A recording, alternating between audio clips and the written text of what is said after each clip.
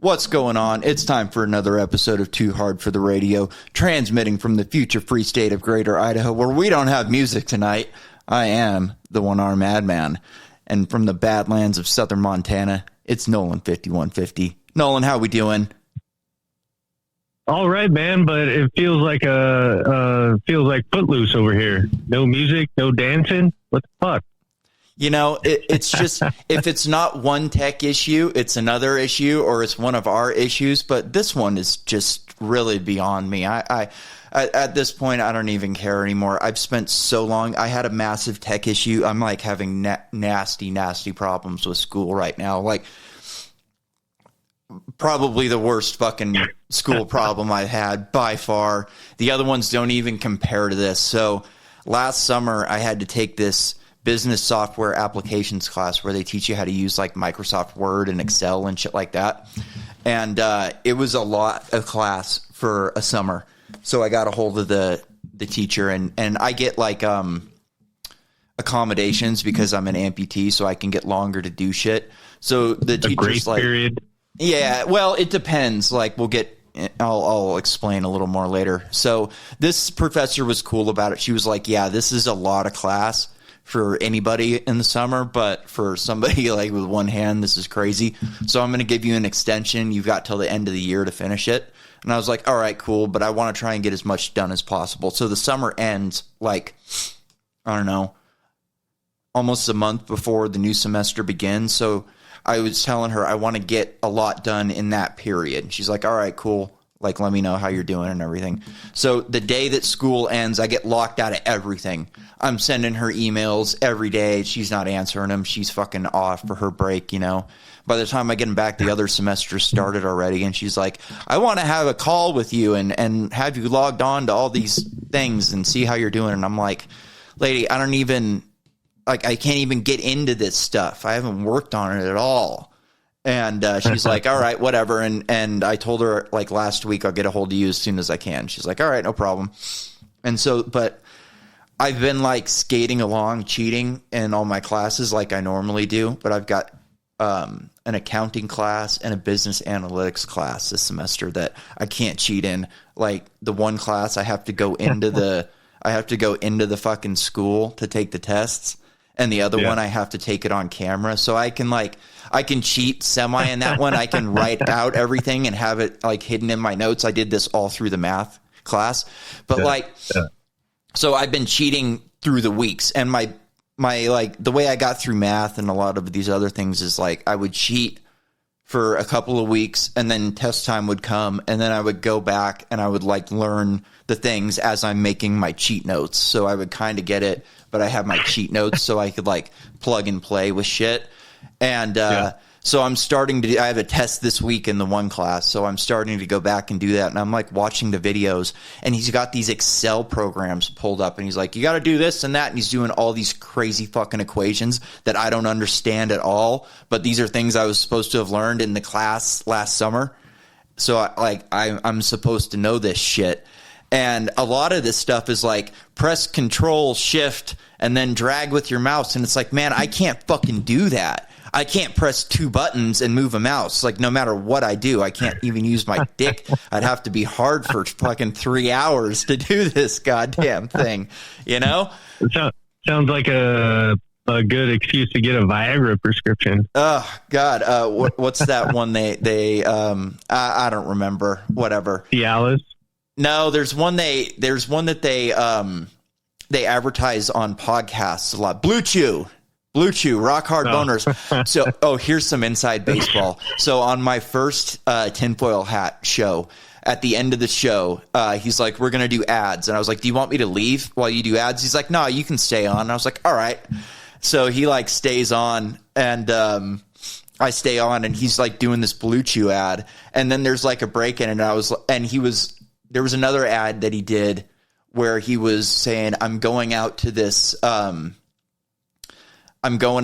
march that's like a parade to bring awareness to child sex trafficking, like probably lots of QAnon folks there, but he's going out to that. So he'd done that ad before. So there's this little break and I was like, And while you're there, take a blue juice. And he made a comment about, like, he makes jokes about having rock hard boners while he's doing everything. And I was like, and before you go out to that event, take yourself a blue chew so you have a rock hard boner while you're fighting these pedophiles. And they start laughing, and he's like, we can't fucking record that. We got to do this again now. He's like, we can't have fucking boners at a march for pedophiles. I was like, yeah, that's a good fucking point. Well, the pedophiles shouldn't be into it if you're over 18, right? I guess that's a good point. Scare them away. Legal boners.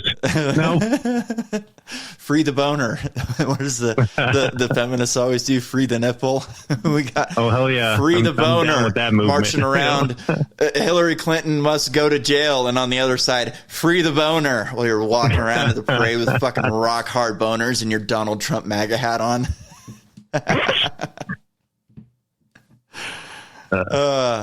So anyways, I start going through this class. Like, he has videos, and the videos are like, this is how you do this and this is how you do that. So you start with these spreadsheets, and I'm like, all right, how do I access these spreadsheets? So I go on, and I need this program that I have to download that is like an Excel add-on, and then it'll let me take the program from there to there. I can't even see the fucking program or the data without this new program. So I start trying to do this. I spend like an hour on it, and I finally like call CWI, and I spend another 40 minutes on the phone with this fucking guy trying to figure out. And he's like, I don't know, man. He's like, all this shit I'm finding on the internet says that this program was like, people stopped using it in like 2007. I don't know what the fuck this guy's problem is. And now I have to go down to the school tomorrow to get this fucking program figured out, so I can go on and do these spreadsheets that I can't fucking do.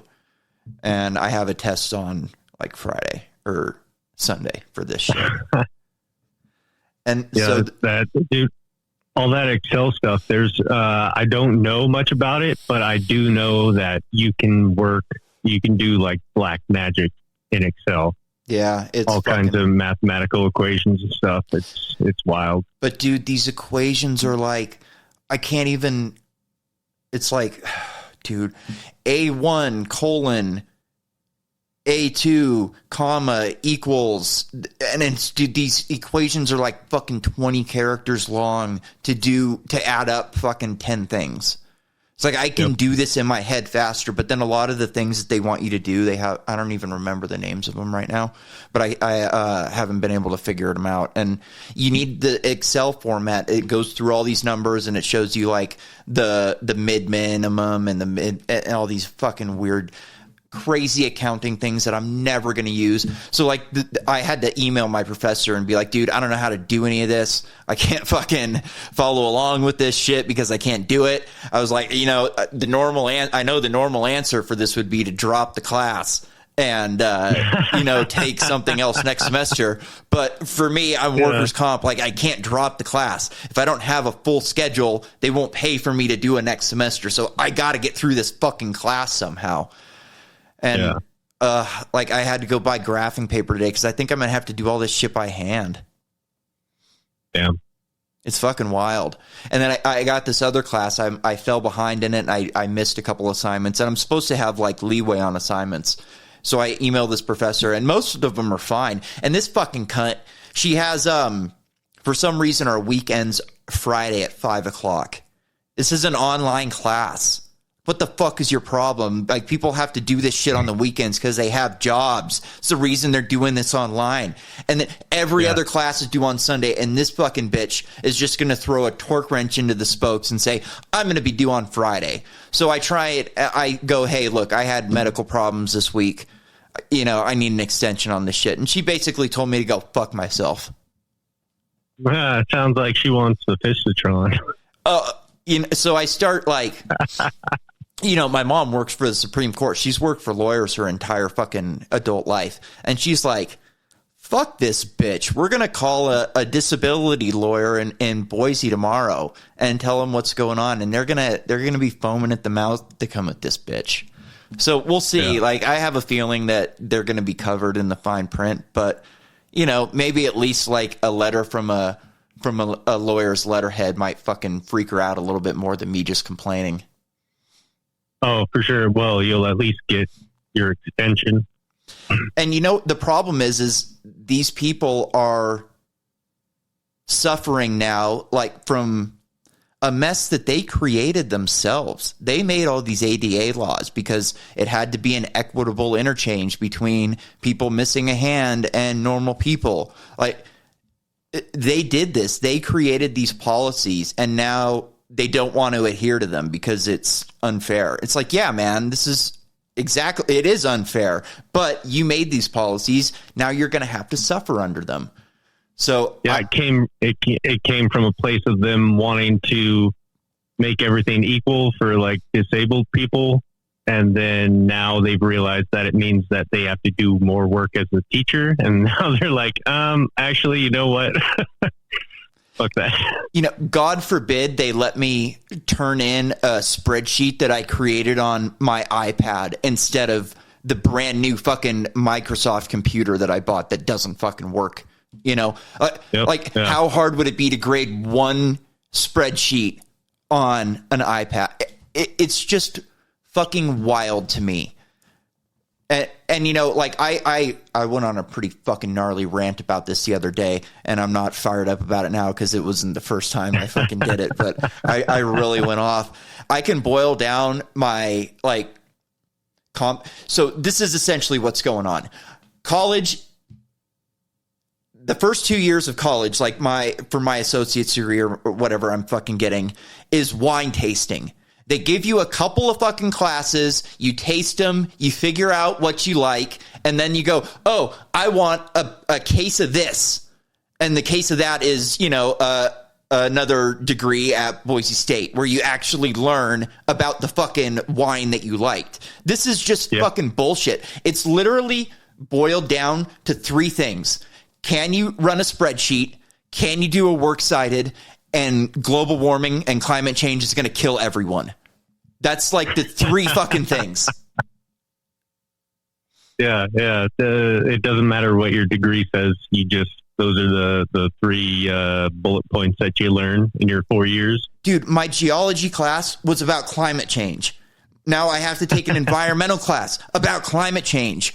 And dude, I'm a business major. What the fuck is happening here? Why do I have to learn more about global warming and climate change than economics? I took 2 classes on economics, and I've got 2 classes on climate change. How the fuck is that going to help me in the business world? What am I going to do? Go work for the nonprofit that the guy from Patagonia just gave away his fucking company to? Which is a bullshit thing. I've got an article on that. Maybe we'll get it to it later. But this fucking guy gives away his entire company to a nonprofit that's going to fight climate change. But what he doesn't tell you is they're only giving away 98% of it, and the 2% of it that they're keeping is all the controlling shares. So they get all the votes still. They get to decide what's going to happen with every decision that's made in this. And it's a way for them to escape taxes. So they were able to give all this money to this climate change nonprofit and then skate on all the taxes. They only had to pay like $17 million in taxes for a multi-billion-dollar transaction. This is the same fucking thing that Bill Gates did with the Gates Foundation. Oh, I'm going to give it away and I'm going to step away. And now he's richer than he ever was. And it's just a tax out for these people. And then it's an ESG trap. So when you do this, now your company acts as a funnel for ESG scores. So you want to hire your ESG score, go donate to the Gates Foundation or go donate some money to Patagonia where they're going to use it for a good cause. And now we'll raise your corporate ESG score so you can get a better loan out of BlackRock. Yeah. Is that anything like what Bezos did? I'm not really familiar with Bezos, to be honest with you. I thought he was still in control of Amazon. Maybe he stepped away to do his astronaut, little astronaut boy. I think that was just part of it. He stepped away to start taking testosterone replacement and bang some hot models on a yacht. No shit, right? So I've got a message here from the CEO of Patagonia's son. Let's hear from this guy. Juan Shinar, founder of Patagonia, and I am giving my company away. And I'm his son. I had no idea this was happening. At first, I wasn't sure about donating my $3 billion clothing empire that I built completely on my own. What am I going to do? But then I thought of our fans, the millions and millions of valuable customers, of ex-frat boys turned bankers who can't stop wearing our stuff. Well, and then I thought, fuck these guys. I want nothing to do with it. It was actually for climate change. Nope, don't get it twisted. I hate every single one of them, but care about the planet. Not when they're on it. Those spineless, salad-shaking dumpster yuppies can take those premium vests and shove it towards a brighter future for what do you even need to be warm for? Making pivot tables? My father is old and confused. Which I'm learning right now. Not to buy my clothes, and still you dropped $500 on a scarf or whatever. Maybe if I put on a Patagonia vest, it'll get easier. I'll be hiking the Alps. All right. Feel free to message me with any questions. That was a great video. That was from some comedian that just put it out, and I started searching Patagonia to try and get like a story on it, and that was the first thing that popped up. I thought it was great. Yeah, I caught a few funny bits of it. Oh man, we got to get this sound issue figured out. Yeah, we're gonna. You know what? Hit record on your caster right now, so we can send the fucking file off to them, and they can review it and tell us what's going on. So, but yeah, man, this fucking school thing is just such a trap. Like, I'm taking this accounting class is such a fucking nightmare. One of the first things they teach you in this accounting class, it's like most small businesses used to use cash accounting, but now we use this other method. And what's different about them? This one is way fucking harder. It takes a professional, and the government has to check and make sure we're doing it right. So it's like, you can't even operate a small business now without having a professional to do your fucking taxes and do your accounting, because, your way isn't good enough. And it's just a freaking nightmare. If anything, these classes have I've always had kind of a dream of starting my own restaurant. I've even got a menu. That's just one of the weird things I did on my own. But if anything, these classes have discouraged me. It's like, I never want to do that. It's going to be a fucking nightmare. I'm going to end up I would like to be the guy who can fucking sit back in the office, make a couple calls, walk around, talk to people, and not, have somebody else running operations and shit like that. I just would like to own the place and be able to show off and have a steak whenever I want and that type of shit. You know what I mean? And man, the manager sends the hot chicks into your office to show you their tits before you give them the thumbs up. Whatever they want to do, dude. The restaurant and the bar in San Francisco that I worked at. Holy shit, man! One night there was these two chicks that came in. They were business women from Boston or something like that, and they hung out for a half an hour, 45 minutes, and it was like, hey, these chicks are in it. One of them was probably 45 or so. She was at a conference. She was becoming a doctor, and she had big fake tits. And they take off, and it was one of these things where I was like, man, the hot one didn't want to leave, I don't think. And my boss Steve comes back and he's like, man, those chicks were into you.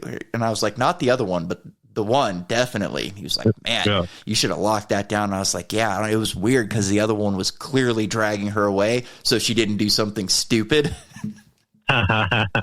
So an hour later, right before closing, the other one comes back and she's by herself and she's hanging out and she's like, give me some drinks. She has a couple drinks and she's like, we should go down to the beach and this and that. And I'm like, oh shit. And she ends up getting a call and she's like, fuck, I got to go back to the hotel. This sucks, blah, blah, blah. And I'm like, yeah, fucking, you can blow whoever's off, blow these people off, And she's like, how about this? Is there any cameras in here? I'm like, no. Clearly there's 3 cameras right around. And we go over in the corner and she blows me in the corner. And then the great part is the next day I got to show my boss That's what I was going to say. I hope you got that security footage. I never got it. Like, I never thought about it. This was back in 2012. So that type of shit wasn't fucking easy to do back then. It wasn't, I didn't even have that type of thinking where it was like, oh, I could get that and save it and play it on the fucking podcast right now. Oh, that would have been great. So I've got a lot of local news out of Boise. This is like a couple weeks old now. We're doing a different format tonight. I've been so busy with fucking school that I haven't really curated a show. I've just been saving info for the last couple weeks, so I've got it all compiled on here, and we're just going to go through some of it, and if we get to it, we get to it. If we don't, we'll save it for next week, or it'll get thrown in the trash.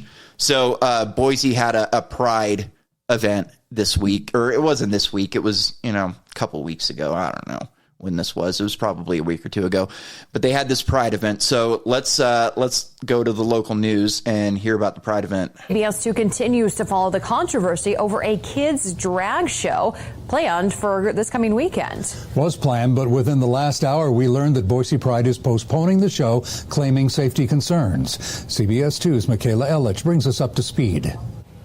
Yeah, the move comes after several sponsors withdrew their participation.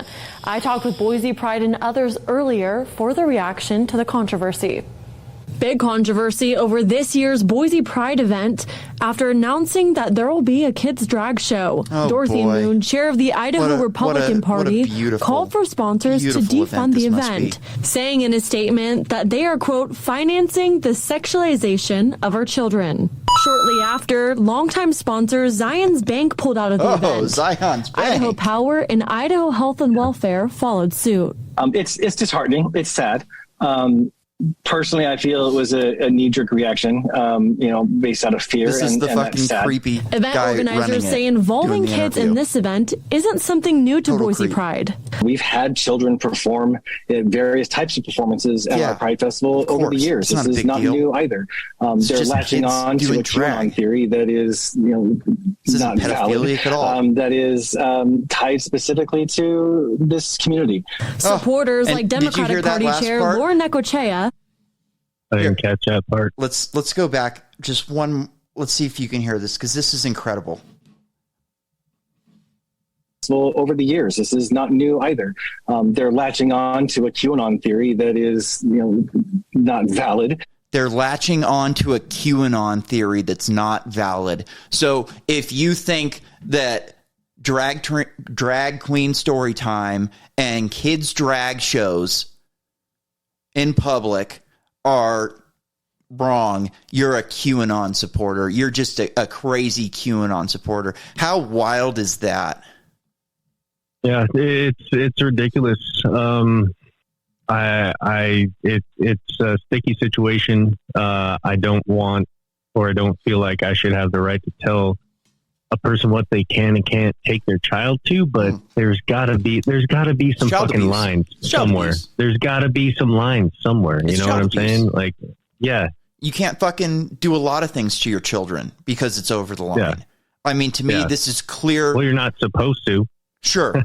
But I mean, to me, this is just as bad as, let's talk an example here. Say you've got a parent who's not taking their kids out to public drag events, but they're sitting them in front of a TV when they're 6 and 7 years old and showing them gay porn and trans porn because they think it's good for this kid to know that all people aren't, male and female, that there's no such thing as gender. And the way they're going to teach them is by showing them different kinds of hardcore porn. You would call that child abuse, right? Absolutely. I would too. So, I mean, if you're doing it and the thing that they don't mention at all about this is the people in the fucking audience.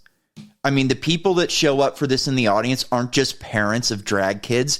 There's going to be pedophiles there. You can't convince me that there's not going to be at least a few pedophiles in the audience. Yeah, that's a good point. And I mean, these people aren't allowed to live in certain neighborhoods. They're not allowed to live, near schools. You're allowed to go on the internet and find out where these people live. But how can you stop them from going to a parade drag show with kids? I mean, How hard would it be for these fucking pedophiles to go see a kid that they like and then go, I'm going to take pictures of the family. I'm going to search for them on social media. And then I'm going to stalk and rape this kid. Well, those or follow them home. They just follow them home. The pedophiles that are at the drag show probably leave there and then go right to new mass at the Catholic Church. It's fucking wild, right? I mean, yeah. There was another fucking story going on in Boise area. This is porn literacy in Idaho schools. Let's listen to this. Free educational space by letting young people know that it's okay if they're curious. It's okay if they watch porn, and it's okay if they have thought about porn. I always make sure to say someone being curious about sex and or porn does not make them a bad person. It makes them human. It's so important we normalize that this is a natural human experience. And I also want to make a point to share that not wanting to watch porn is also completely fine. There's no judgment. Oh, you should watch porn, but it's okay if you don't. This is the school board talking about porn. I mean, could you imagine back when we were in school, if our teachers started talking about porn, they'd be ran out of town. The problems in my school, in high school, were the history teachers being too easy on the Muslims. These people bombed the towers. You can't go so easy on them and explain this away. And all he was doing was teaching us about blowback. Yeah. But those were the problems back then. And now it's like, hey, we're going to show your kids porn. And if you don't like it, you're a crazy QAnon conspiracy theorist. Because there's nothing abnormal about this at all.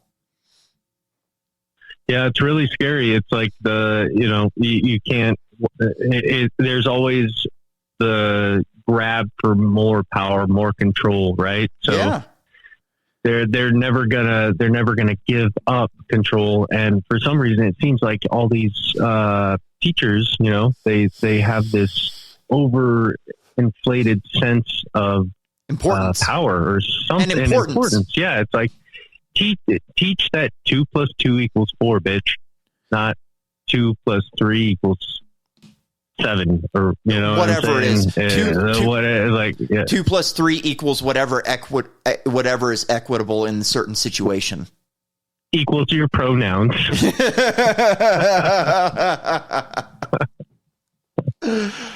My God, there's another. I'll try and go away from videos after this because I know you're having a problem hearing them. But there's another story, and I think there's a bit of a controversy about this story, and I'll ask you what you think after the video. So actually, do you have access to your phone right now? Yeah. Okay, I'm gonna send you a picture on Instagram, and you'll fucking see this while we're listening to the video. It's just out of control. Oh, come on. Where is it? I should have set it up. See, this is what happens when we go fast and loose. It's fast and loose, and accidents happen. That's right, Alec Baldwin.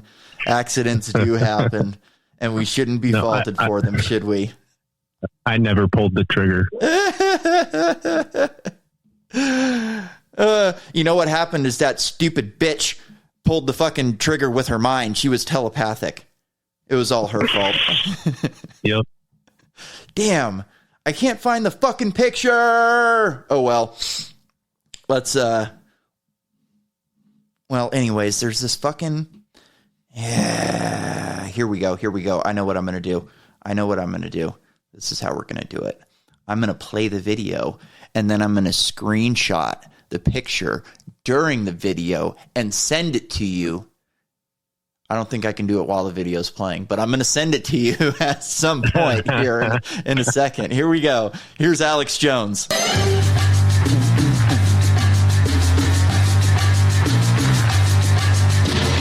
right, let's shift gears to the brainwashing and the mind control and the pedophilia going on as the system trains us to accept even bigger outrages. We have confirmed reports and videos around the world with major corporations funding drag queen pedophile time.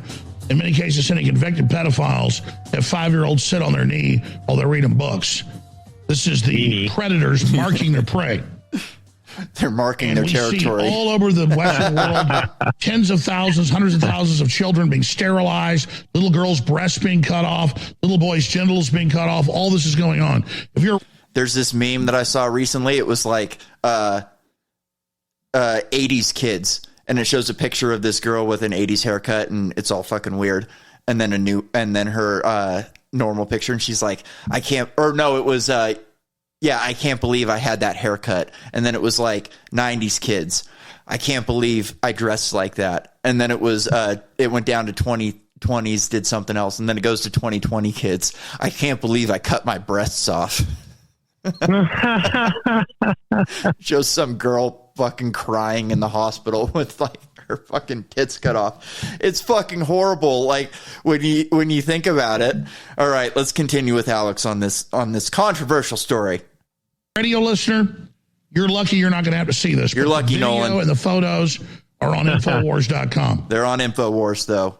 Uh-oh. It surfaced Friday. Footage out of a major Ontario high school of a man dressed as a woman with 500D breast. These are breasts that each one is bigger than a beach ball with giant nipples. I'm describing this with a disgusting, grotesque, ugly man with a blonde wig on in front of his 9th grade students, wandering around in front of them. And the school has now defended this. This has reportedly been going on weeks since school started. Update: Ontario high school defends transgender teacher who wears massive, grotesque boobs at school in the name of inclusivity. So this is the same type of shit going on. All right. Oh, I forgot. Here's the picture. Here we go. All right. So Alex Jones, of course, is calling this out as being fucking disgusting and grotesque. You're going to see the picture here in a second. It's just out of control. So, oh wow, yeah. So the guys on No Agenda, Adam Curry and John C. Dvorak, they think that this is a scam. They think this is a ploy, that this guy is doing this to show how ridiculous these policies are. Now, Alex Jones thinks that this guy is fucking crazy and out of his mind. Either way, this would be, so what do you think is going on here? Is this a ploy, or is this fucking weirdo just out of his goddamn mind? I hope it's both. Either one could be great. Yeah.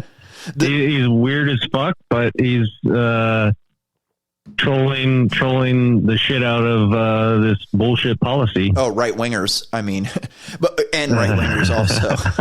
But yeah, dude, this is the same type. If it is a troll, and this guy is just pointing out how ridiculous this shit is, this is the same fucking thing that is happening with my disability services.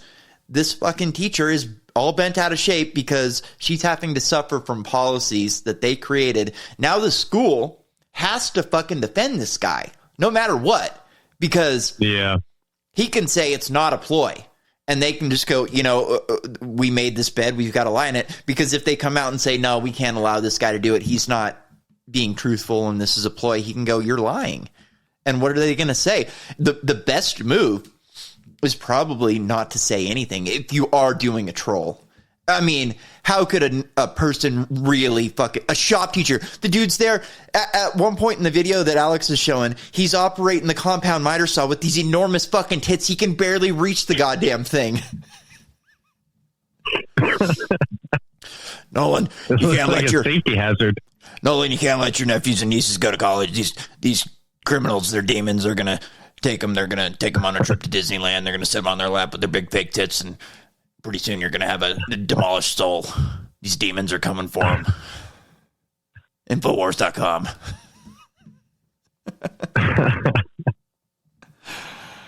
All right. Enough of this. Enough of these demons. Oh, I do have some. I've been keeping a running tab of what I've been calling propaganda, lies, and idiocracy from my environmental class. So let's go through. Let's go through this one. True or false? more people are born than die every day on Earth. That's gotta be false. No, it's fucking true, you moron. More people are definitely born. Otherwise, we wouldn't have any population growth. I thought we were in a decline. Well, in certain nations we are, but like Africa, India, throw that off. There's another one in here. So this one's a basic one. There are approximately blank people living on Earth. 7.7 billion, 7 billion, 10 billion, or 1 billion. So these are common facts that I think my 8-year-old stepbrother knows. I would imagine a lot of these he could probably, if he didn't know them, then he could sure figure them out real quick. So here, this is a great one. A major negative side of rich lifestyle in modern China, North America, and Europe is the disastrous impact it can have on blank, the environment. Rich lifestyles in China, are these people insane? The average wage in China is $24,000 a year. Oh, I'm sorry, $13,000 a year. I was looking at my wrong fact. That's crazy. They're calling that a rich lifestyle? Unbelievable.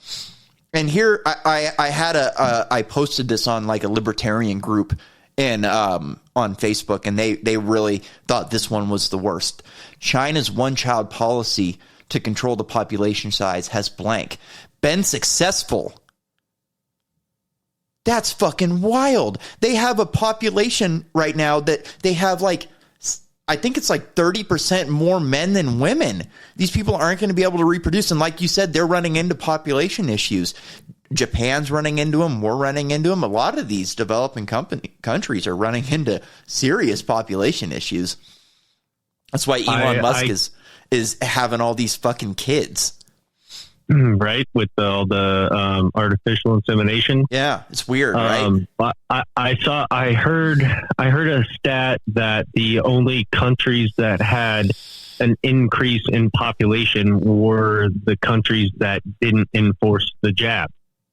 Oh, really? I don't know if that's why I don't know if that's accurate. That's just, something that I heard. That's why I went with the population decrease, because that was like the most recent population thing I heard. All these countries that enforce a jab, it's affecting female reproductive systems, male reproductive systems, and our population is now in a decline, except for these like handful of countries that didn't require it.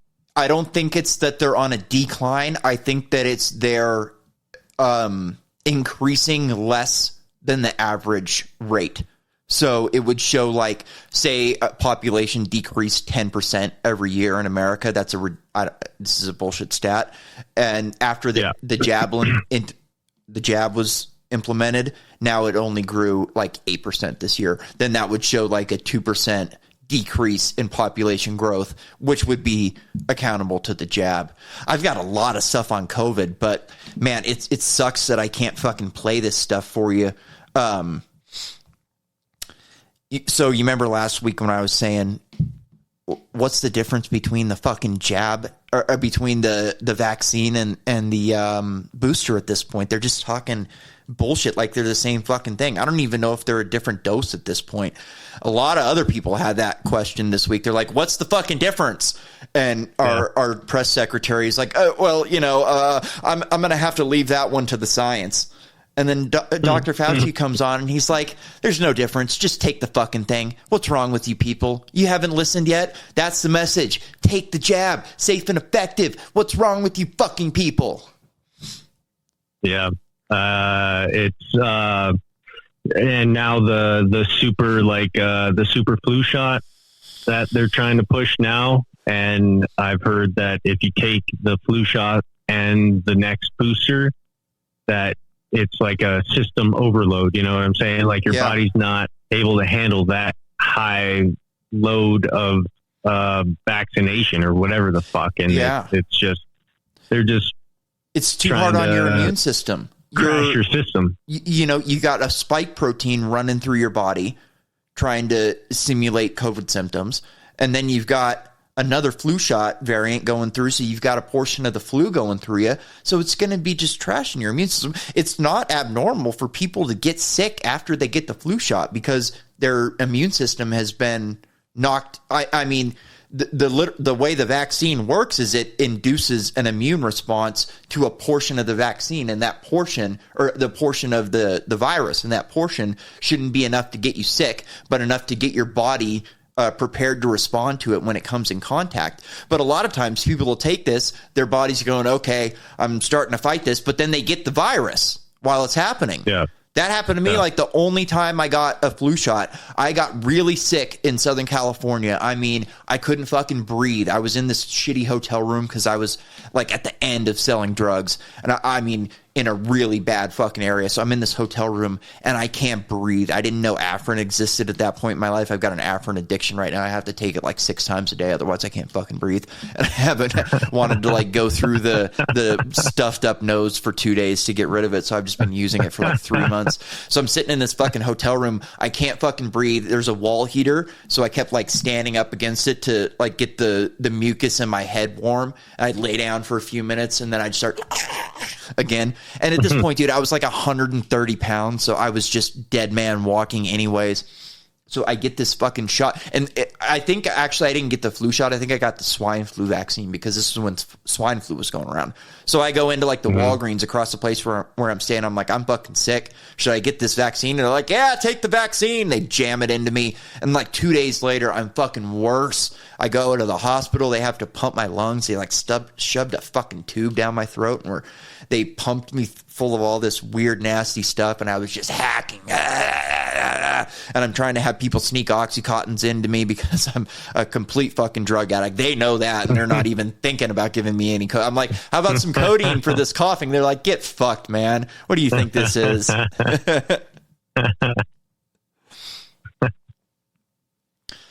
So yeah, that was the only time I got fucking any type of vaccine, I think. And man, I was sick. That was like one time where I was like, I could fucking die. Like, this is so bad. I could fucking die from this shit. So I like understood where people were coming from on the vaccine shit. So yeah, it's like tough situation because they're with the whole COVID thing. They did that emergency use approval, right? So, but with no knowledge of what's happening, no like transparency of what's in the vaccine, and then they just shoved it in everybody's arm, and we're just at the beginning of finding out what the real results are going to be about it. There's going to be years and years of side effects from it. I know because any standard vaccine takes like 10 fucking years to even get to the point where it's approved for public use. Well, and it just like there's no common sense behind this COVID shit. So I know you're a Lex Friedman guy. Did you listen to Ray Kurzweil on him yet? Just came out a couple days ago. Ray Kurzweil's the singularity guy. He's the guy that came up with the singularity term. Computers are going to take over, Moore's law and all that type of shit. So he was on Lex earlier this week, and I should have clipped it because it'd be perfect right now. But he said that he was like making a point for how good these computers are today and how great programming is and what they can do with medical advancements. And he was saying that they created the vaccine in 2 days. He said everything else was just regulation. So all of the fucking... all the number crunching. He said they put in mRNA strands and they did all of these calculations and they came up with it in 2 fucking days. And the crazy part is he like, and Lex, like he never never push back. It's like, well, this thing hasn't been exactly successful, and it's not like Lex doesn't know this shit. You know what I mean? Yeah. That's the only thing that really bothers me about his show is like, I know you like that he just lets people go, but like, to me, it's bothersome that he doesn't at least ask some fucking hard questions every once in a while in situations like that. Because this guy just acted like this thing was fucking great. There's no problems. Everyone's perfect. It stopped COVID in its tracks. And it's like, no, man. Like, Have you even looked at the VAERS reports? Have you talked to Steve Kirsch maybe? And I think these people are so fucking insulated that they don't even know that there's problems with these things. Well, there's no way nobody that has half a brain doesn't know that there's problems with it. In my opinion, it's just, dude, how much you're getting paid to not speak the real truth about it, to stray from the fucking narrative. I'm gonna have to disagree with you there, man. These people you're not as plugged into the media as I am. These people read the New York Times. They listen to NPR. Dude, you get none of it on there. If you just listened to NPR and read the New York Times, every once in a while you would get this little bit of information to where like, oh, there's myocarditis is up, or people are complaining about this, or like you get so little. So if you're in this insulated world, like these high class cathedral operatives like him don't live in the same world that we do. They don't know, like there's so little alternative media that alternative media people like us know what's going on the other side, because we're constantly reacting to them because they're always on the offensive. And these people don't indulge in alternate media at all. Like I'm sure he's never even listened to Lex's podcast before when he went on there. They do this on purpose. They want you insulated. They do not want you to know that there's another side of the argument, because then there could be debate. Like they need to crush all dissidents and kick you off the internet. That's why, because they don't want people like him finding out what's really going on. And honestly, like I don't think this guy got paid a lot of money by Moderna to go on there and push the vaccine like he did. I don't think so. I see what you're saying. There is a large amount of the population on both sides that only consumes news and whatever through propaganda outlets that, whether it's on the right or the left, they only consume one vein of news. And if that's all if you never hear anything from the other side, never even contemplate anything from any other angle, then yeah, I totally see what you're talking about. Yeah, it's a wild world over there with these scientists and doctors, man. You remember that clip that I played last week about the mass psychosis? So there's a doctor controversy going on now. So Alex had Dr. Peter Breggin on a couple of days later, and Breggin goes, no, man, this guy's a fucking plant. This guy's a cathedral operative. So was that Malone guy. And they had this video where they were talking about this mass psychosis thing. And he goes, if you listen to these guys carefully, and he started saying exactly what they were saying. He goes, they're blaming this on the population.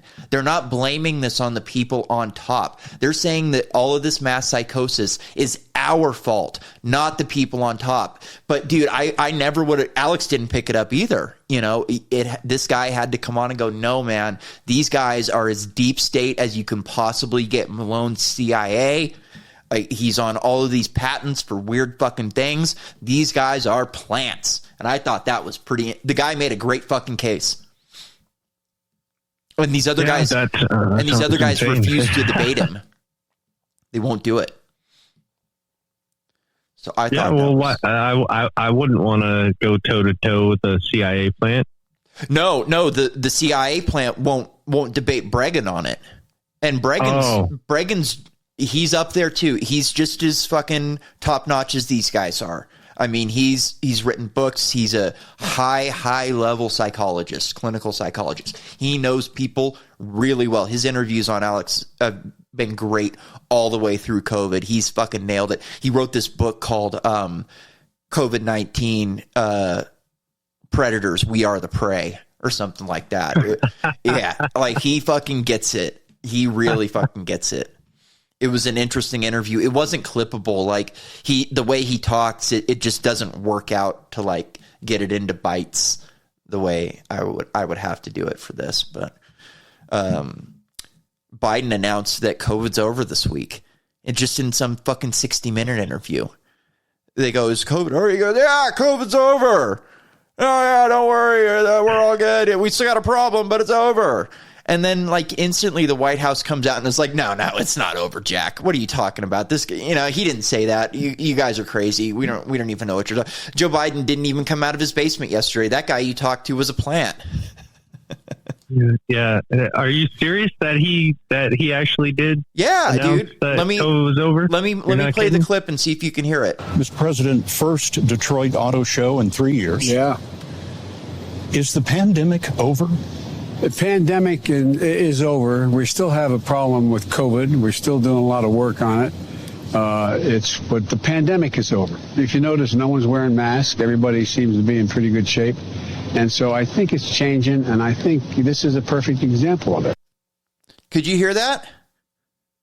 Yeah. If he thinks people are in pretty good shape overall, then he does not see over the majority of American society. Yeah. And I mean, the liberals immediately came out like, thousands of people are still dying. Oh my God, he's out of control. But dude, he couldn't have been more clear there. Like, that's one of his lucid, not drugged up moments where he's not just yakking away because he's slapping out on fucking Adderall. He was very fucking clear there. And, they have to come out right away as handlers and be like, oh no, that's, what are you talking about? You guys are crazy. You said people aren't wearing masks, but LAX, I've heard you still have they claim that you're supposed to wear a mask, but apparently he doesn't have meetings with his co-president Newsom, right? Yeah, I think they're not enforcing it though, and nobody's doing it, from what I understand. Yeah. I saw a video. I was just going through videos on the internet the other day, and I found a clip. It was on Instagram of just all these people packed into a bar, all happy, having drinks. And I'm like, oh, this looks like a cool place. I wonder if this is in Boise or something like that. And I go on, and it was a bar at the Marina in San Francisco. So if there was not one person in the bar wearing a mask, not fucking one, and they were packed in there. And I used to stay in the Marina at this house. I knew some people that had this big, fancy $1 million house in the Marina, and I used to stay down there. And that place is a fucking party. If they're back at it and they're not wearing masks anymore, I think it's pretty safe to say that we're through the. That's why we haven't really covered COVID too much on this show. Like, I think that climate change is the next thing, and it's far more important to be covering that than COVID at this point. But I did want to get that in there just because of, that's kind of a big deal that he would announce that it's over. But we still, like, I did a COVID search today, a couple COVID searches on like mask mandates and vaccine mandates. And I got this: 850 more unvaxxed NYC teachers, aides fired for not complying with mandate. That's today. Republicans ask Biden why Biden still requires masks for Head Start toddlers. They got this fucking video with all these toddlers in this Head Start program. They've got masks bolted to their faces. It's just sick. They're trying to deplete the oxygen to the brain during the developmental stages. Yeah, no shit, right? Here's another one. UC Berkeley to require indoor masks for students who decline flu vaccine. But unfortunately, there's no proof of vaccine for flu, so they can't enforce it. So they're just putting it on the honor system. Yeah. I mean, these people are just fucking crazy. If you can't enforce it, why do it? All you're doing is propagandizing students to go get a flu shot. You're just being tools for Moderna and Pfizer, whoever's putting out the flu shot this year. Well, Matt, like you said, the real prize here is the climate change scare, and the whole COVID thing was probably just an exercise or experiment in crowd control. Yes. And seeing just throwing this bullshit throwing this fucking COVID jello against the wall and seeing how the ants scatter. Yeah, no shit. I do have some COVID change or some climate change this week. Aside from the Patagonia CEO, this is going to be a move, man. We're going to see a lot of people pulling this type of shit, and you know, you get these people online. Oh my God, these fucking people are crazy and blah, blah. It's like, no, man, they know what they're doing. This isn't going to hurt them. This is the new model, man. This is the new ESG model. You got to have own somebody, nothing and you will be happy. Yeah, man. This pulls your ESG. You got a climate change advocacy group like at the driver's seat for these people. Yeah, man, you're going to get whatever loans you want. I mean, this is a clear fucking snake move, but you know, people on oh my God, yay, they fucking climate change. Oh my God, they're so great. It's like, come on, man. These people hate you. They fucking hate you. All right, what do I got on climate change? So Australia is going to cut emissions by 43% by 2030. They're going to be net zero by 2050. So they had a bunch of fucking parliamentary meetings this week, and somebody asked one of these people what net zero means. So let's listen. Would the minister please explain to the Australian people and what net zero emissions actually means in layman's terms? Thank you, Senator Hanson. Minister. I'm not sure how to explain it other than to say it's net zero. It's net zero. Yes, what's wrong with you, moron? Oh, so funny. Yeah, you know, I think, and I understand that the senator. It's one of those situations. I'll think through. This woman is so condescending. The senator, who's like an older lady, looks like a grandmother. She's sitting there like slumped down. And they're doing like a pan thing with the camera. So she's like, look, they're laughing at her and making a mockery of her. It's so crazy. These people, we want to convince you. We want you to do the right thing. But then when you ask simple questions like that, they just make a complete fucking mockery of you. And then let's keep listening. If I can provide an explanation to make it clearer than that, but to me the words net zero are quite clear. They're clear. I think we all understand what net emissions means. We all understand.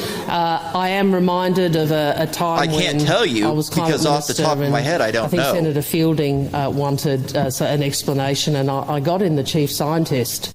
They ended up pushing further and further for this, and some woman finally was like, they pull out a book and she's flipping through the books and she's like, well, basically it's we have to equalize our inputs and our sinks.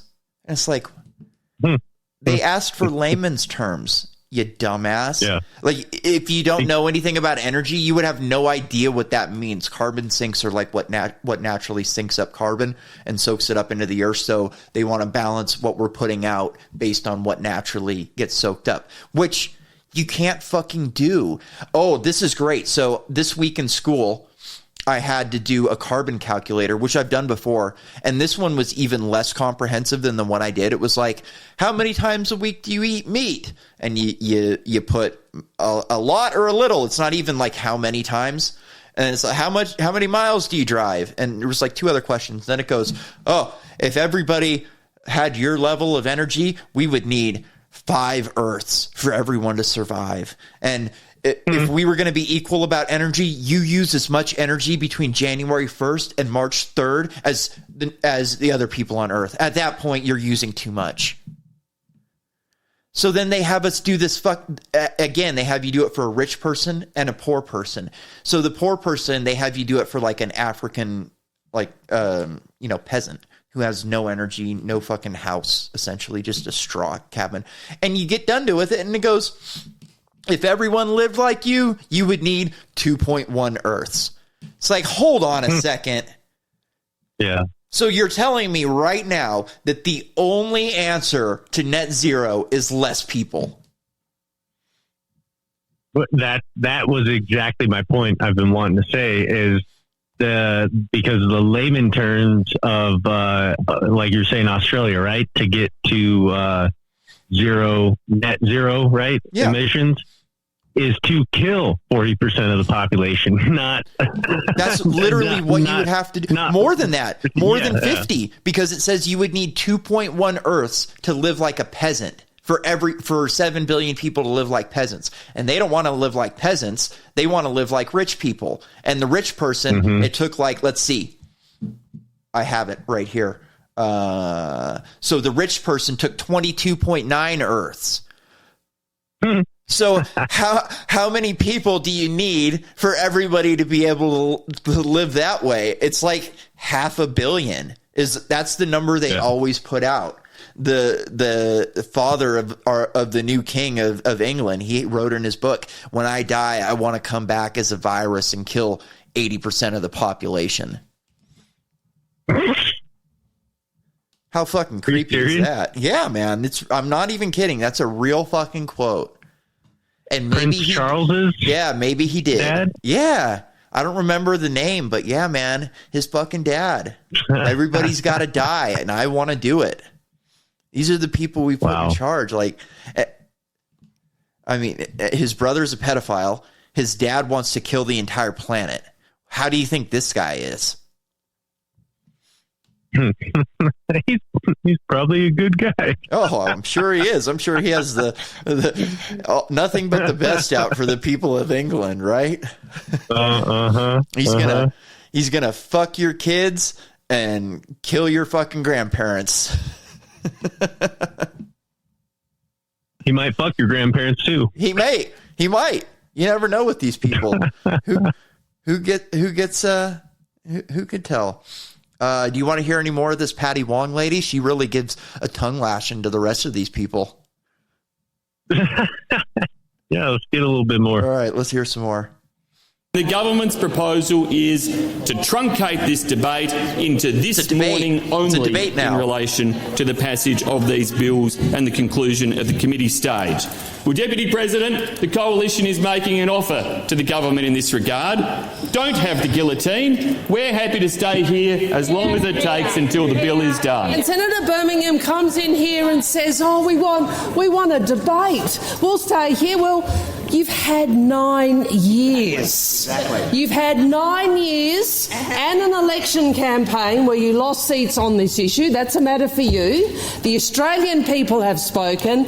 Enough delay. Right. No amount of talking will change your mind. No amount of talking will give you some principle on this issue. Because on this you have no principle. Right. On this you have had no principle in a decade. And you all know that.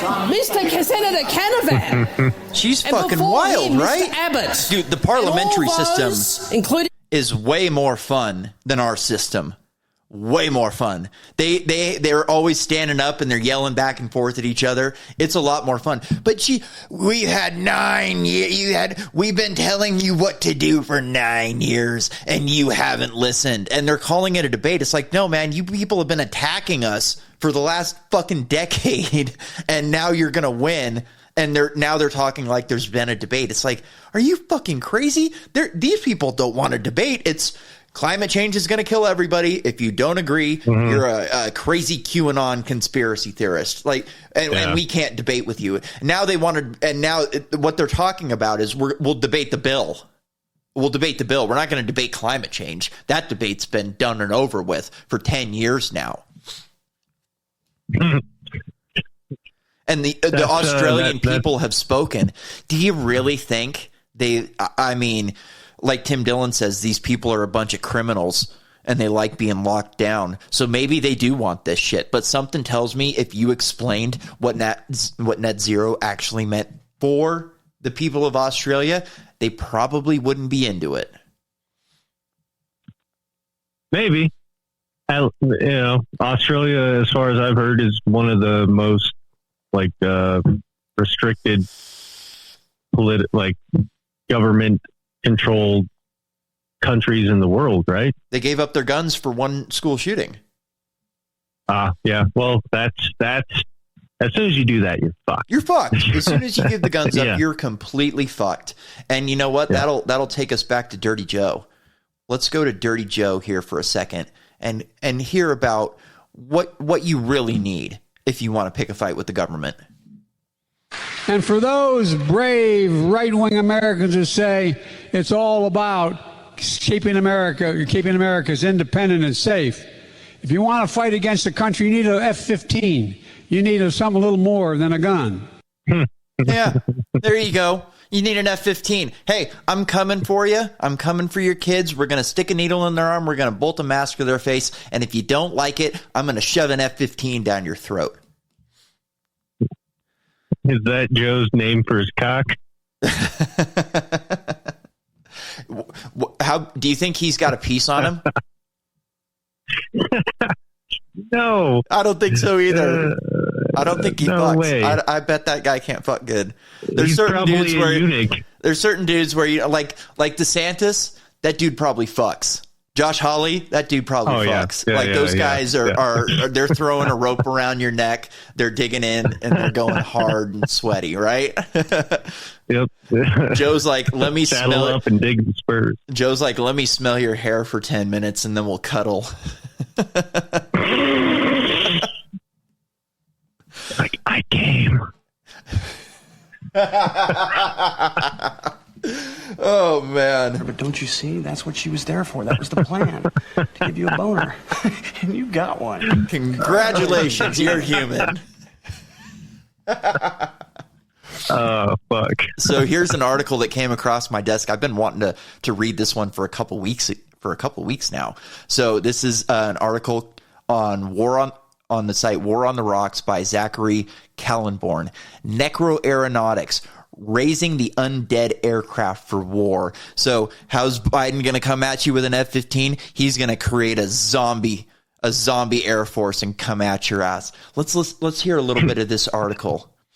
Recent news reports document Russia converting various AN-2 passenger and cargo aircraft, old Soviet airplanes that first flew in the 1947s, into drones, possibly as decoys or trigger defense. China has caught on too, converting 1950s Soviet jets into drones to serve as either decoys or for overwhelming an adversary. This is not new. Some of the earliest remotely piloted aircraft were actually piloted during World War I. The United States should go a step further. Instead of using old aircraft for target practice, weaponize them and throw them at an adversary. The U.S. military should harvest American and Allied aircraft graveyards, both military and civil, to generate cheap, unmanned mass. This will require careful inventories and inspection of aircrafts in graveyards to assess flight worthiness, the feasibility of conversion to remote autonomous flight, and options for weaponizing. Adding long-range guns, bombs, or missiles might work for some undead aircraft, while others might be suitable for kamikaze attacks. So how about that? Let's convert all of our old planes into World Trade Center killers. That's exactly what I was thinking about during that. With the what's the system called that was on the Boeings?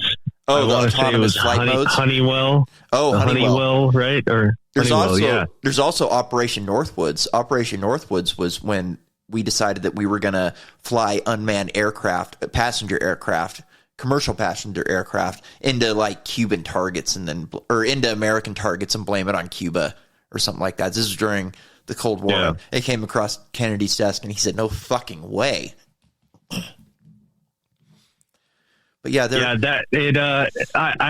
it would be so easy to do that shit. I mean, if you've ever watched, what the fuck was the show with the Hollywood special effects guys, and they would Mythbusters. Oh yeah. How many times did they turn cars and whatever else into remote control? With all an erector set and some freaking gears and shit. Exactly. If they can do it, just imagine what the fucking U.S. Air Force can do. I mean, they probably have, and this is so. I've been reading these sci-fi books, and the guy's incredible that writes these books. He must know so much about so many things. And one of the deals they have is AI, and AI's in weapons. So they have these weapons that are like essentially AIs that are a living weapon, and all they want to do is destroy things. And dude, this is like what we're going to do with these things. First is just toss them into weapons. And one of the other things I think that is going to be an issue is I don't think these things are going to be useful to us, me and you. Like, they're probably going to use them for certain things in the government. But essentially, you're going to create a what they consider to be a person. You listen to these people on Lex, they start talking about these things like they're children. Oh, we're going to let them play with each other. We need to inform them this way and teach them like this. Like, they really are going to think that these things are alive and that they have rights. So how are you going to force it to work for TurboTax? Yeah, man, we're all, you're going to end up like Will Smith and iRobot, man. Everybody's going to think you're crazy. You know? Dude, I wish I could have his fucking machines. Arm. Right. God, I only wish I could have his fucking arm. There was a really good article recently that this woman wrote. She's an amputee. And she was like, who the fuck are you people making these prosthetics for? It's like, people around the world, they don't have any fucking money. People who lose their arms, they don't have any money. It's not like you'd lose your fucking arm and then come into some money all of a sudden. Like, what are you making these things for? You need to make them cheap and it's accessible. The only problem with the article is she didn't connect it to transhumanism. It's like she didn't have that knowledge of it. It's just like, yeah, man, no, they're not creating it for us. That's the fucking point. They're creating it for themselves because they want to have robot bodies at some point. Yeah, that's a real interesting point with the new Westworld. How the robot even wanted to transfer her AI consciousness into a better robot body that's more robot than her current robot body. Yeah. And I liked how they weren't able to get the person into the robot. Like, I think that was huge because, honestly, I don't think they're ever going to be able to do that. Like, these books that I'm reading, they can't ever do it. Like, it's just something like they can't ever figure out. They can't ever quantify consciousness. We don't know what it is. We don't know where to look for it. Like, the only way that they do it in these books is by slowly replacing their brains with robotic parts over time. And then right before they die, like right after they die, they switch out the last piece. So it's still not a true copy because even as you're copying, even as you're like transferring your mind into computer parts, stuff's going to get weird. It's going to get janky. But dude, they do some really cool things in this book. Like in this one, this post-human, he decided he wanted to be a machine. So he started replacing all of his different parts. And then he became like a cloud consciousness. So he broke his consciousness up into individual parts and let them relay information to each other. So then he went from Earth, he moved out to the Oort cloud. So he colonized the entire Oort cloud and made that his consciousness. Then he decided he couldn't just stay in one system. He's got to go to multiple systems. So then he spread out and went to different Oort clouds. And at that point, each of his neurons were so far apart that a single thought took years because it was traveling across the universe. How fucking rad is that? That's pretty wild. But yeah, I like the Westworld thing, how, like you were saying, what was it? Fidelity, right? Yeah, Fidelity. Said with it. It's, you probably definitely can make a pretty decent human-like AI mind, but trying to download a human mind and put it into a computer processor, like they did there, it probably is going to reject its new body and reality at some point in time.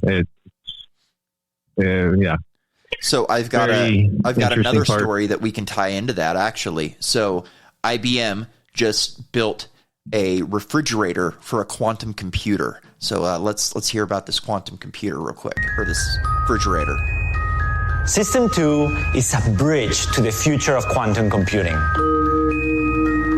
IBM quantum engineers took a holistic approach and will be capable of housing the upcoming 400 and 1,000 qubit processors. And even processors we haven't begun to develop yet.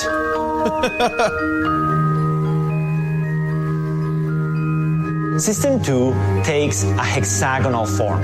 Okay, that's enough of that. These people are really full of themselves. But so I've done a deep dive into quantum computing, and man, I still can't figure out how it's going to be useful to us. Like, they say that it's going to be useful in material science, that they'll be able to create some crazy shit. So maybe they'll be able to, create components that won't melt in fusion temperatures as easy, or won't be able to, or will be able to repel radiation better or something like that.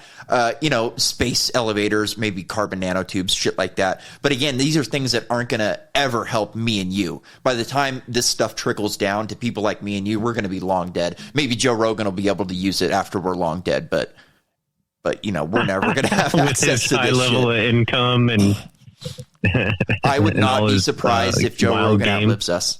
I really wouldn't. I would put money on it right now. Honestly, I'd put $1,000. Joe Rogan outlives me. Let's see. I mean, it's a possibility, but the problem is you can't collect on it because I'm dead. That's true. That's true. Yep. I'm kind of resigned to, like, we're dealing with my grandmother's got Alzheimer's, and looking at this stuff, it's like, I'm going to be fucked when I'm older. I don't have any kids. My family's going to be dead. I'm going to be by myself. Who knows what kind of crazy shit's going to happen to me from that electrocution, and I'm just going to be fucked. So I've kind of just resigned to it. Like, what can I do? Yeah, just keep on keeping on until you think you're somewhere else. Yeah. And maybe it'll be a good place. Maybe I'll think my arm. Dude, could you imagine not knowing who you are and waking up every day and not having a hand and being like, what the fuck? Oh, fuck. I never thought about that I didn't even think about that. I never thought about it either. Ooh, that's going to be bad. That's going to be bad. Because I saw my grandmother, my mom's mom, I watched her at the beginning stages of mental deterioration, and then I saw her a couple times years later, like in the full swing of it, and it was the craziest experience. Her like going down the line of all her grandchildren and like coming to me and like giving me a hug and grabbing me by the shoulders and smiling and looking directly into my eyes, and zero recollection. She had no clue who I was. Yeah. It's insane. Yeah. It's, dude, we had a problem. Like, let's finish with this fucking, I don't need to get into this. It's a little too depressing when I get into it, but we had that junkie Steve was living with my fucking grandmother, and we're telling her, you're losing your shit. And we're trying to kick him out because me and him got into it. And I was like, all right, this is done. I'm getting this fucking guy out. Like, I had it with him. He kept talking shit about my mother to me. I'd text him and be like, hey, you want to go shooting? And then he'd like text back talking shit about my mother. And finally I was just like, fuck this guy. I don't care. Like, I'm getting him out. And I did it. Like, he's finally fucking out. We got him fucking out this week. And we're having this new woman move in who's going to help take care of my grandmother. And she's excited about it. Like, she liked the woman. So it's good news. But there was a point where like she went to the doctor, and we thought the doctor was going to be on our side. And like, my mom had told the doctor, like, this guy's a heroin addict. And the doctor's like, oh, this is bad. We got to get him, into rehab or figure something else out. He doesn't do anything. So my mom goes back to the doctor, and the doctor's like, yeah, well, there's nothing I can do about it. It's her decision to make. And we're like, what the fuck? And at this point, I'm like, fuck, man, I made a mistake. I shouldn't have fucking started this, because now he's like coaching her on how to retake control of her finances and shit like that. Yeah. And the doctor's like taking her side. It's like, holy shit, I made a big fucking mistake here, because now I can't even like go over there or anything, because I'm going to kill this fucking guy if I see him. And finally she took a test, and they told her to like draw. They had a circle on the paper. You can see the circle here. And they said it was just a blank circle. And they said, fill in a clock at 11:30. And she just stared at it for 5 minutes and couldn't even put hands on it. She was all embarrassed. Like, it really, really terribly sad stuff. Let's get off of that. This is enough of that. Yeah. So the thing, so let's go back to this quantum computing real quick, and then I've got like one more story that we can go into that'll kind of wrap this up on a good note. So the thing that interests me most about these quantum computers is the theories behind them. So like, you're familiar with, you listen to Lex, you're familiar with quantum mechanics. You've got many worlds and you've got a couple other different theories. So this applies to quantum computing. So let me play this other video. Yeah, here we go. Let me play this other video about quantum computers. This is Isaac Arthur. The key thing, though, is that a quantum computer can do a search that no classic computer could possibly do, even a giant Matryoshka brain. A Matryoshka brain is a giant computer. So you go and you mine mercury and you turn it into solar panels and you encase the entire sun with solar panels. You suck up all of its energy and you put all of that energy into a computer. So one quantum computer can do calculations better than a Matryoshka brain. Let's continue. Source the Library of Babel and find Shakespeare's Tempest in it. A quantum computer could. Similarly, there are certain types of calculations, like prime factoring, it can be very fast at. Any integer can be displayed as the product of various prime numbers. For instance, 15 can be factored into 3 times 5. 105 can be broken down to 3 times 5 times 7, and so on. I could pick a bunch of prime numbers and multiply them all together pretty quickly to produce some huge number, but it would take far longer for someone to take every prime number smaller than that number and try to factor it, as you go through all the possible combinations. It is not very hard to produce a number that even the biggest classic computer could not prime factor in less time than the lifespan of the universe.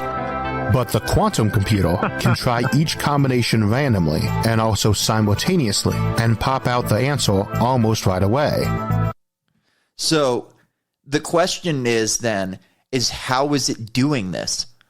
How is it able to do all these computations with so little space and so little data in it? So one of the theories this guy David Deutsch has is that this is many worlds, that when you hook up a quantum computer, you're not only hooking it up, but you're entangling it with every quantum computer and every iteration of the multiverse where it exists. Dude, that's like Interstellar. Crazy, right? It's a mind bender when you start thinking about it. It's like, holy shit, this thing could have infinite computation powers. But then you have to think like, okay, what if you can hook a human mind up to this thing? And then you can hook up to every person in the multiverse and kind of do that Doctor Strange thing where you're able to see different things. So what if one of these universes, just one of them, doesn't have rats? If we don't have rats, we don't have the Black Plague.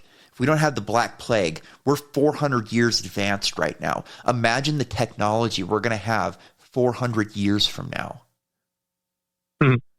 So you could be hooking up with a version of yourself that knows how to do something that we can't even imagine right now. I think it's a pretty interesting thing. One of the things I wanted to do with this podcast is cover stories like this, because I think we get so caught up in the news cycle and what these people are doing to us that we lose track of how they're doing it and how they're going to do it in the future. So we need to look at these things and say, how are they going to use this against us, essentially? And honestly, I did a lot of research on this stuff, and I can't fucking figure out how these things are going to be useful. Honestly, I think the hope is we're going to hook this thing up to an AI, and they're going to be able to communicate on a level that we can't understand, and it's going to be able to tell this thing what to do and translate what it does for us. Hopefully by that point, they've just got, Xanax in the water, and I'm just happily numb. So one of the things, fuck the fluoride, man. Just put the Xanax in there. No shit. My God. So one of the things that they always talk about with quantum computers is that you can teleport. So you can entangle one computer on the ground and one computer somewhere else. So let's hear Isaac Arthur about teleportation. We have another problem too. If you want to make a copy of something at the quantum level, you effectively can't. Observing the energy of a particle means we cannot tell what its position was. Likewise, observing the position of a particle means we cannot tell what its momentum or kinetic energy was. To faithfully copy a particle, we need to know both the position and the energy of a particle, which is something that quantum theory says we can't do. This is a major problem when it comes to traditional teleportation that copies everything at the quantum level. But we probably don't need to take a copy of a teleported object down. This is how you get around the brain download. Here we go. To the quantum level for us to achieve what arguably would still be considered to be teleportation. We really don't need the genetic information for each of your billions of fat cells. We just need maybe a few hundred. Of course, they won't be identical. The DNA in your cells mutates, so they won't all be the same. But we can send just those core bits to our receiver. After all, your fat cell DNA is pretty similar to most people's, so we only need to transmit the very tiny amounts of data varying from the main template. Nor do we care if your new body's fat cells match your old ones perfectly, including minor mutations. In fact, we probably would prefer not to have most of those. After all, if you are replicating folks cell by cell, why make a defective one when a functional one can be used instead? We only need that relatively tiny... This was always my issue with Star Trek. Is that every problem could be solved by the transporter. Yep. You would always have a backup buffered copy of yourself from the last time you transported. So if you die, you just transport your copy back and you lose a couple days or hours, whatever it is. But yeah, no big deal. Yeah. You got a virus. Okay. We'll just teleport it out of you. You know, it's a real hole in science fiction. So let's continue with this real quick. We've only got a little bit more of it. Amount of data specific to your fat cells, and we don't need the full variation, along with the approximate amount of fat and where it was stored. Where fat is concerned, most folks won't mind if they arrive a little short either. And of course, you can do similar compression with the rest of the body's cells. It's a new lipo. Of course, this raises 3 key points. The first has to do with the underutilization of the technology in science fiction. The obvious medical example being removing damaged cells or cosmetically trimming weight off people. The second has to do with exactly how close a copy needs to be the real thing, and if a perfect copy even counts. The third has to do with what happens to the remaining thing, or person, you just copied. The same as we have with brain uploading, as it's essentially a copy and paste, not a cut and paste situation. When you're done, the original object or person is still there. What do you do with them now? I'll tell you what you do with him now. You stick him in a jail cell, wrap a sheet around its neck, and say he killed himself while you peace out to an island in Tahiti. Yep. There you go. I played that whole clip to do that joke, and then you stepped on me in the beginning. Man. We'll get it. Wait, hold on. Wait a minute. This is what we're gonna do. Has to do with what happens to the remaining thing, or person, you just copied. The same as we have with brain uploading, as it's essentially a copy and paste, not a cut and paste situation. When you're done, the original object or person is still there. What do you do with them now? I'll tell you what you do with them now. You drop them in a jail cell in New York City, wrap a sheet around their neck, and say that it killed himself while you peace out to an island in Tahiti. There. Now I've got a clip for this week that I can put out. Got a clean one. Yeah. Man, I always said if I was good, we could edit that first one out. Yeah, we'll get there. Yeah. Why did Ghislaine Maxwell have her fucking submarine license if there's not a secret base under Antarctica, Pedophile Island? Antarctica, man.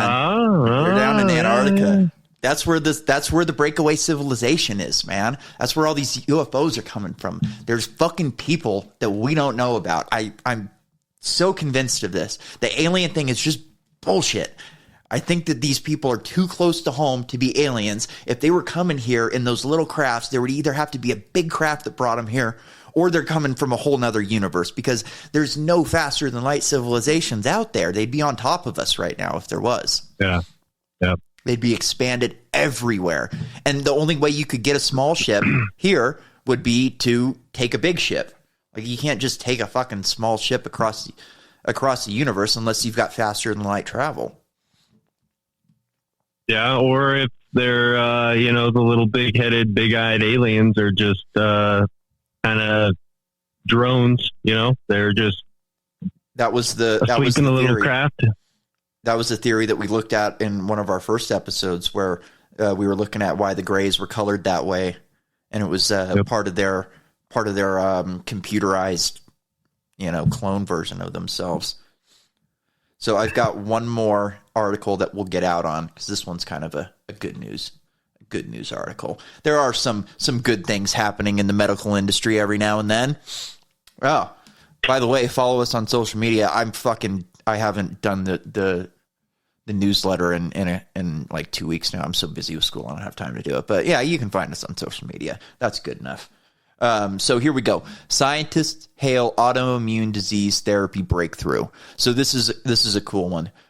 Study finds CAR T-cell treatment sends lupus into remission, raising hopes it could be used to treat diseases such as multiple sclerosis. So this is, my mom's got Hashimoto's. My sister's got it too. This is in the same vein. It's not like a cure for that, but we're in the same vein. They're getting in the same neighborhood. I think your family's got some issues with that type of stuff too. Yeah, my mom has a couple of autoimmune things. Yeah, so that's a good news. Good news. We got some good news. Everything else is falling to shit, but hopefully, if that thing continues down the line, that your nieces won't have it. That's the hope.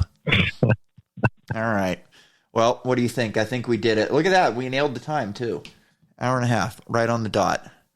All right, buddy. Right, we don't have music to get out on this week, so that's it. Peace.